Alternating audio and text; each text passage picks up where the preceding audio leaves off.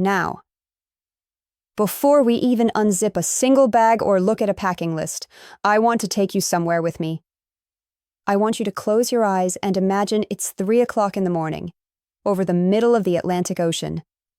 The cabin lights have been dimmed to that soft artificial purple hue we call mood lighting, and 300 souls are breathing in unison behind a thin plastic curtain. I'm standing in the aft galley, that's the kitchen at the very back of the plane. And the only sound is the constant, low-frequency hum of the twin-engine turbines. It's a sound that vibrates in your marrow after 12 years in the sky. It smells faintly of roasted coffee grounds and that sterilized, ionized air that you only find at 35,000 feet. My feet are aching in my regulation heels, and I'm leaning against a cold metal meal cart, watching the tiny bubbles in my water bottle dance from the light turbulence. In that moment, I wasn't just a lead flight attendant. I was a witness. I looked out through the tiny porthole window at the moonlight reflecting off the engine cowling, and I realized something profound. Most of the people on the other side of that curtain were suffering, not because of a tragedy, but because of 1,000 tiny, avoidable discomforts. They were parched, they were cramped, their skin felt 2 sizes too small, and their minds were racing with the anxiety of being suspended in a metal tube. I made a vow that night. I decided that my job wasn't just to hand out pretzels and point toward the emergency exits. My job was to be a guardian of the human spirit in transit. You see, a 10-hour flight isn't just a long trip. It is a physiological event. It is a marathon for your internal organs. And over the last decade, I've watched how travel has changed, how seats have shrunk, and how the extras we used to rely on have vanished. Now, I want you to really lean in and listen to this part, because it's something my own mother asked me just last week when she was prepping for her trip to see my sister in London. She said, "Elena, I'm just so tired when I get there.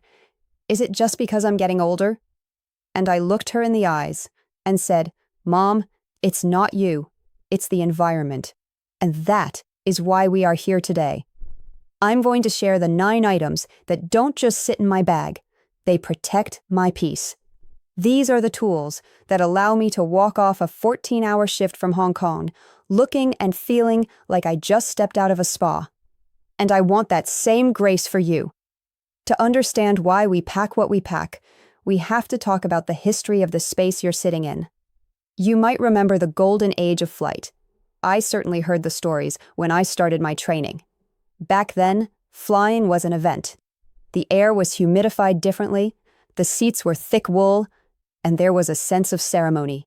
But over the last 30 years, the industry has undergone a massive evolution. Engineering took over. To make planes lighter and more fuel efficient, we changed the very chemistry of the cabin. Modern planes are marvels of physics, but they are incredibly taxing on the human body. The air you breathe is pressurized to simulate about 8,000 feet of altitude. That's like standing on top of a mountain in the Rockies for 10 hours straight. Your blood oxygen drops slightly, your joints expand, and your digestion slows to a crawl. This is the why behind every item in my kit. We aren't just packing things. We are building a microenvironment. I've seen air rage happen over the smallest things. A reclined seat, a loud snack cracker, and I've realized it's almost never about the person next to you. It's about the metal tube effect. When your body feels under threat from the noise, the dry air, and the lack of space, your brain moves into a fight or flight state. You become irritable. You become exhausted. You lose your sense of wonder. I remember a gentleman on a flight to Tokyo about 6 years ago. He was a seasoned traveler, probably in his late 70s, impeccably dressed. About 4 hours in, I saw him rubbing his temples, looking absolutely defeated. I knelt down beside him. It's a little trick we're taught, to get below the passenger's eye level so we don't seem like an authority figure, but a friend. And I asked him how he was doing. He said, "Elena, I feel like I'm losing a battle I didn't sign up for." That phrase stayed with me. A battle you didn't sign up for. You see, the airline's job is to get the plane from point A to point B. My job is to get you from point A to point B. But your job? Your job is to be your own best advocate. We have to counteract 30 years of efficient engineering with a few pieces of personal gear that reclaim your humanity. Before we even get to the first physical item, I want you to change how you think about your carry-on. It isn't a suitcase. It is your life support pod. Every inch of space in that bag is precious real estate. If an item doesn't serve your hydration, your circulation, or your nervous system, it doesn't belong in the cabin. I want you to think about the last time you felt truly refreshed after a long day in your own living room.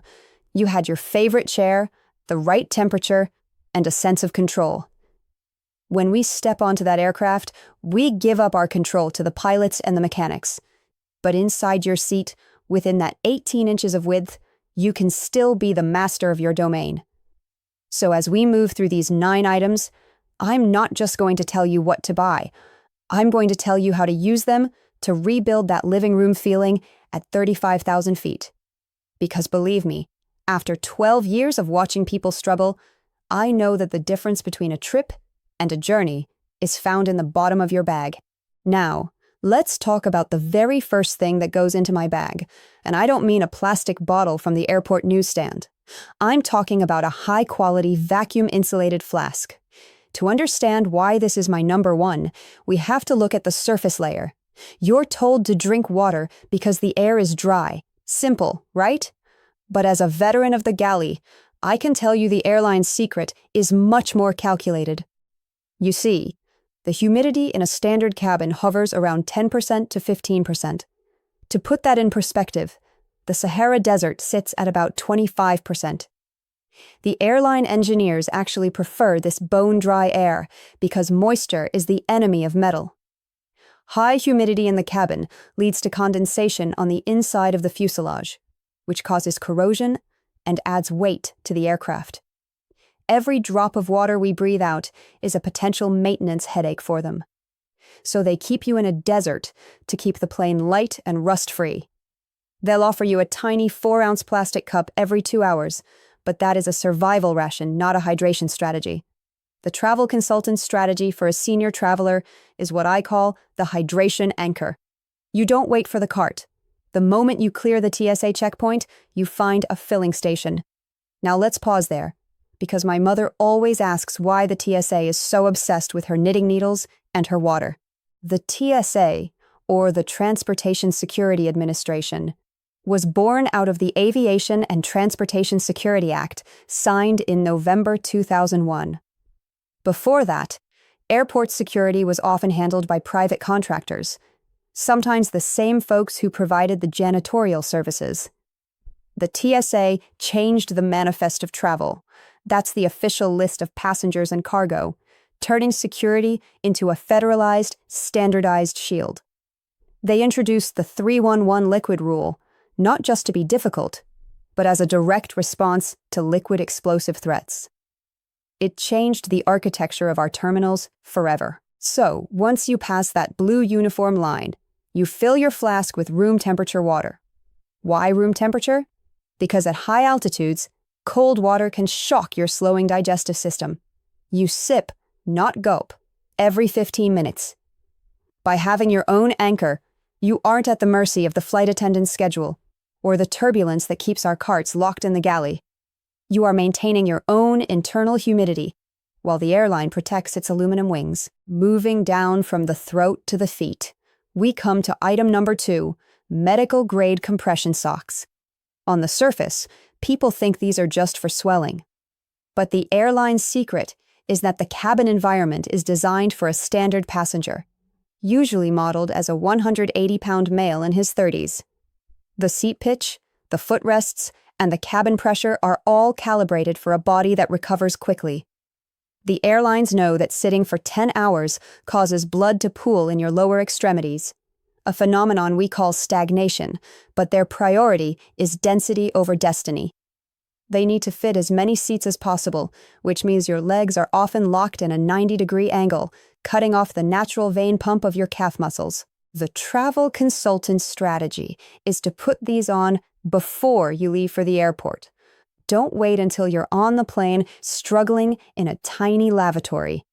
You want socks with a pressure rating of 15 to 20 millimeters Hg. As we get older, our vascular elasticity changes. Think of these socks as an external second skin that assists your heart. I remember a manifest, that document I mentioned, from a flight to Munich. We had a high number of seniors on board for a Christmas market tour. Halfway through, I noticed the ankles of several passengers were beginning to muffin top over their shoes. That is a sign of your heart working overtime. When you wear compression gear, you're essentially hacking the cabin pressure. You're telling your circulatory system, "I've got you." You'll find that you don't just have less swelling, you have less brain fog when you land, because your blood is actually making it back up to your head where it belongs. Finally, for this stretch of our journey, we have the sensory shield. On the surface, noise-canceling headphones are for movies and music, but the airline's secret is much noisier. The roar you hear, that constant 80-decibel white noise, is a mixture of engine bypass air and the environmental control system.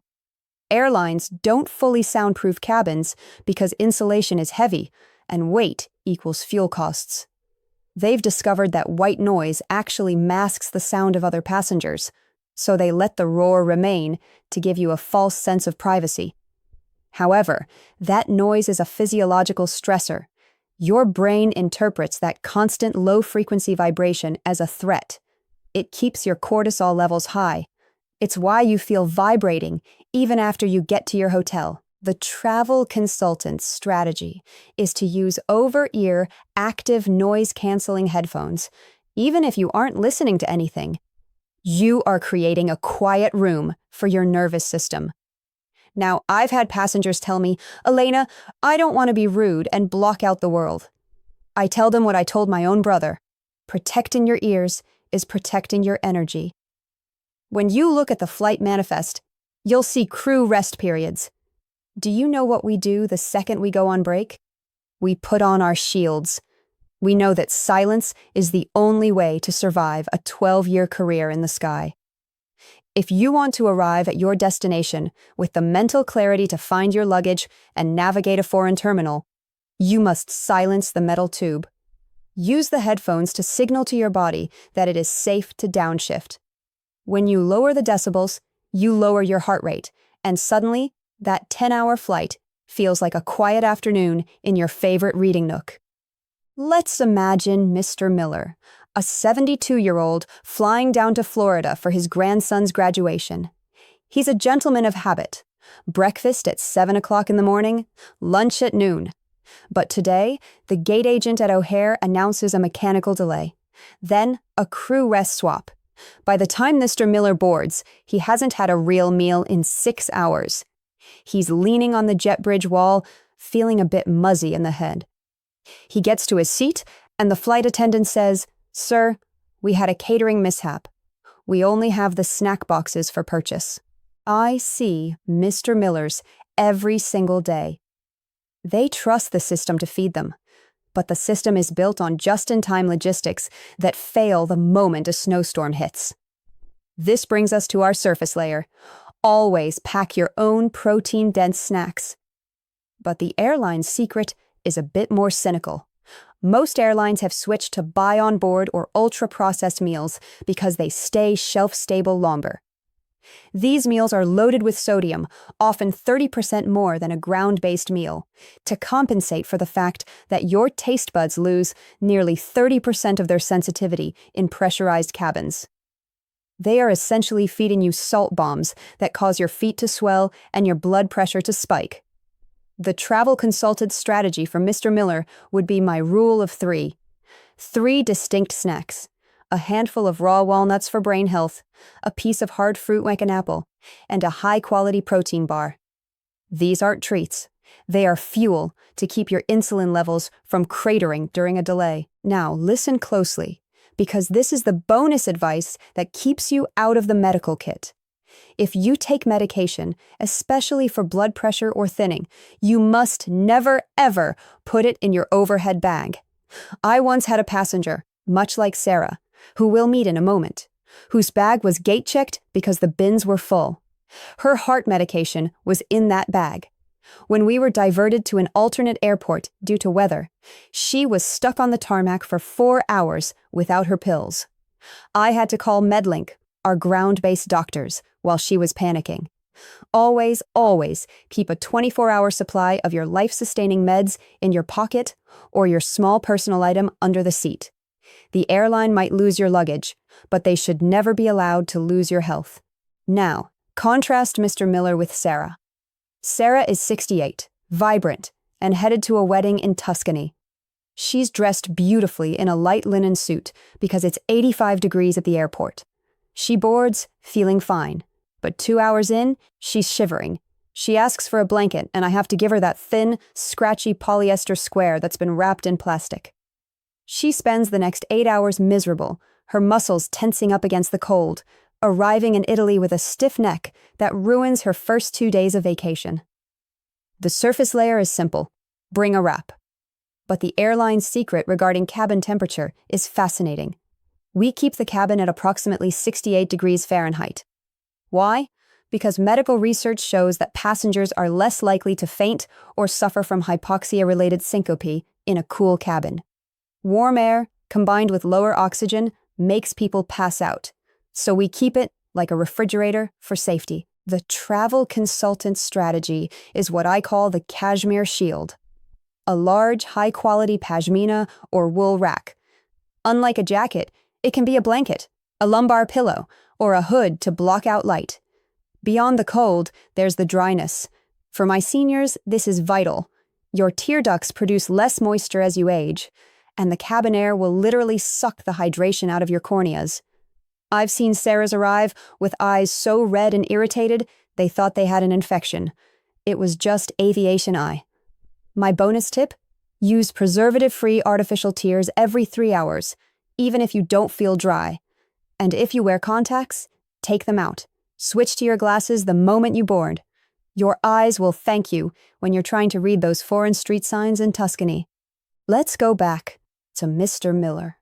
He's got his boarding pass on his phone. He's proud of it. But halfway through the flight, his phone battery dies. Or perhaps, as happened recently in London, the entire airport's 5G network goes down. Mr. Miller gets to immigration, and he can't remember the name of his hotel or show his return manifest.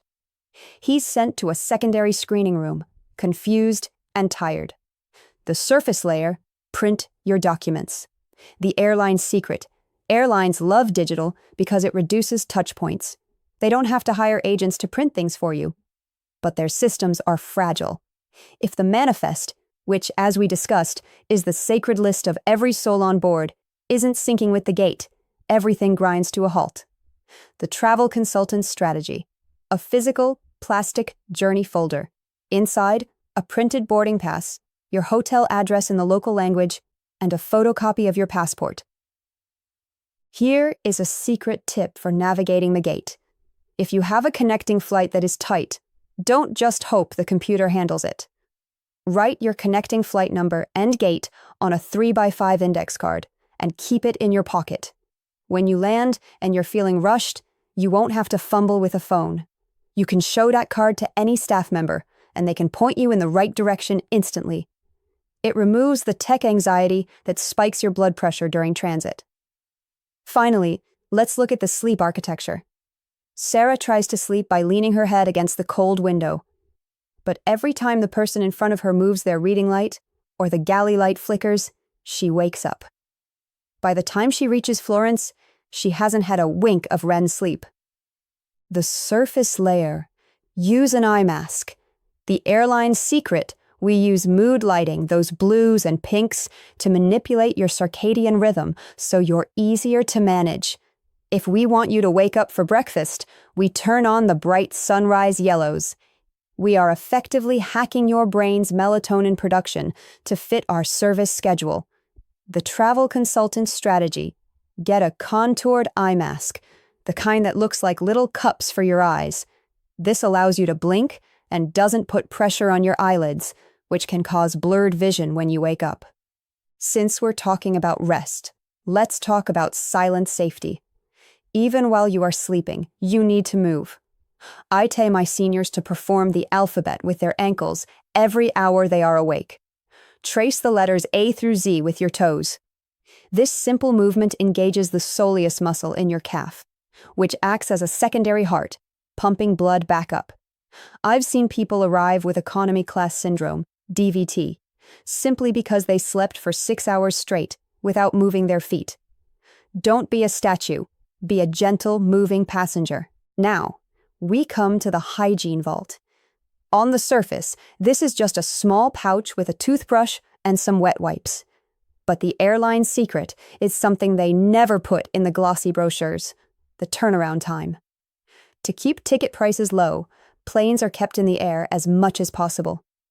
When a long-haul flight lands, a cleaning crew often has less than 40 minutes to prep a cabin for 300 new passengers. They focus on the visible, the trash in the seat pockets, and the headrest covers. They rarely have time to deep clean the invisible touch points, like the air vents, the tray table latches, or the armrests. The travel consultant's strategy for a senior traveler is to treat your seat like a surgical suite the moment you sit down. Use a high-quality alcohol wipe on the tray table and the seatbelt buckle. I tell my travelers to go to the lavatory exactly halfway through the flight, not because they have to go, but to reset their psychology. Brush your teeth. Use a hot paper towel on your face. This sends a signal to your brain. The first journey is over. The second one is beginning. It breaks the stagnation of the flight. I've seen passengers who look like they've aged 5 years during a flight to Sydney, simply because they let the cabin grime settle on them. When you refresh, you reclaim your dignity from the metal tube. You aren't just a passenger. You are a person of habit and care. Finally, we reach the emergency transit kit. This is the what-if pouch. The surface layer is a small bag with a spare charger, a paper map of your destination, and $50 in local currency. But the airline's secret is the network fragility. Everything in modern aviation is connected to a central hub. If a single computer in Atlanta or London glitches, the manifest, our sacred list, can't be processed. I've seen entire plane loads of people stranded in transit hotels because their digital lives were locked behind a dead phone battery or a crashed server. The travel consultant's strategy is to be analog ready. If the plane is diverted to an unplanned city, say you're headed to Paris but land in Lyon due to fog, the people who have their emergency kit are the ones who are sipping tea at a hotel, while everyone else is screaming at a gate agent. Here is a piece of advice you won't find in any manual. Your greatest survival tool is your temperament. When a diversion happens, the gate agents are under more stress than you can imagine. I've watched seniors get moved to the front of the line simply because they stayed calm, smiled, and said, "I have my papers ready. How can I make your job easier?" In the high-tech world of 2026, high-touch humanity is your secret weapon. Being prepared with your physical kit allows you to be the calmest person in the room. Now, we've covered a lot of miles today. If your mind is a bit full, I want you to tuck these 3 golden rules into your pocket. First, hydration is a biological requirement, not a suggestion. Remember the Sahara Desert in the sky. If you aren't sipping from your anchor every 20 minutes, you are letting the airline's engineering choices dehydrate your brain. Second, your feet are your second heart. Use those compression socks and do your ankle alphabets. Circulation is the difference between arriving ready for a walk in the park and arriving ready for a hospital bed. Don't let the standard passenger seat dimensions dictate your vascular health. Third, the life support pod mentality. Your carry-on is not for stuff. It is for solutions. If an item doesn't help you sleep, breathe, or move, it's just dead weight. Control your 18 inches of space, and you control the journey. As we look toward the future of travel, with supersonic jets returning to the skies and biometric boarding becoming the norm, people often ask me, "Elena, is it getting too complicated to travel?" My answer is always a resounding no. Staying informed is the absolute best way to stay young. Travel is the ultimate brain gym. It forces us to navigate new languages, new technologies, and new cultures. When you stop traveling because it feels too hard, you stop growing. By mastering these 9 items, you aren't just surviving a flight. You are proving to yourself that the world is still yours to explore. You see, I'm able to share this with you today because of an incredible leap in technology itself. As I continue my work as a consultant, I've embraced the tools of our modern era. This digital extension of my 12 years of experience, this AI Elena, allows me to be in 1,000 galleys at once. It's a way to preserve the human touch of a lead flight attendant and deliver it directly to your screen, whether you're in Florida or Beijing. It's not about replacing the human connection, it's about amplifying it so that no senior traveler ever feels like they're flying alone. We are using the very best of 2026's intelligence to ensure that the golden age of service doesn't disappear, it just evolves. You have the experience, you have the wisdom, and now you have the kit. The metal tube doesn't have to be a trial. It can be the bridge to your next great memory. So check your latches, core your mind, and remember that you are the captain of your own comfort. Your adventure is just beginning. Let's fly right.